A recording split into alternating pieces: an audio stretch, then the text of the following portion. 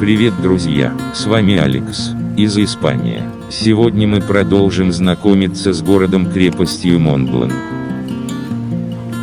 Монблан есть не только во Франции, но и в Испании, в Каталонии, провинции Таррагона. Это небольшой городок недалеко от Салоу и Риуса, а также от Таррагоны, примерно 30 километров. К слову, почему-то не слишком известный и не особенно популярный среди туристов. Скажу сразу, зря. Место очень красивое, самобытное и по-своему уникальное.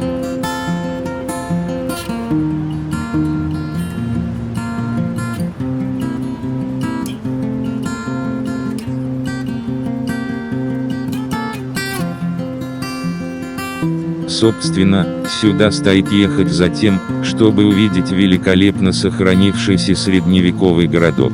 Такой, каких на земле не так много. Причем, сохранился Монблан великолепно. Это касается и крепостных стен, которые по-прежнему его окружают, и старинных церквей в готическом стиле и непосредственно домов, в которых по-прежнему живут люди.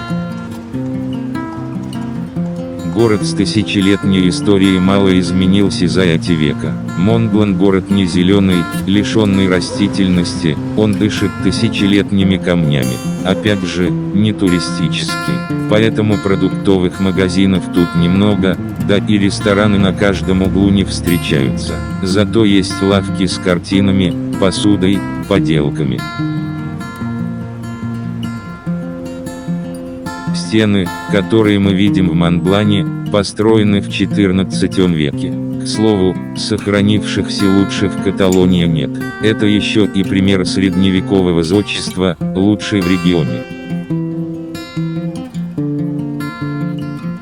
В Монблане часто происходили кровопролитные сражения, особенно горячим был период с 15 по 18 века. Стены от постоянной осады то и дело разрушались.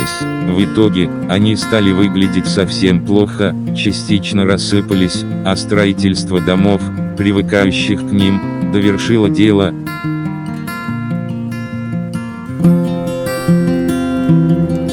Исторический облик Монблана в начале 20 века заметно испортился.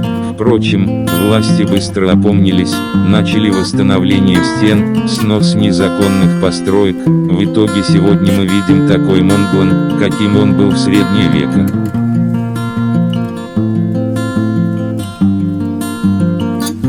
Стены стоят по периметру, более 1,5 километров, имеют высоту 6 метров. Имеется 31 башни, несколько ворот. В прошлом город также окружал ров, но его засыпали, так как он потерял практическую ценность. Самой главной церковью в Монблане является собор Богоматери. Улицы Монблана немноголюдные, даже в такой день. Вероятно, это один из наиболее праздничных дней, обычно людей тут еще меньше. Хотя отдел по туризму Монблана вроде как старается привлечь в город туристов. Однако, от чего-то не получается.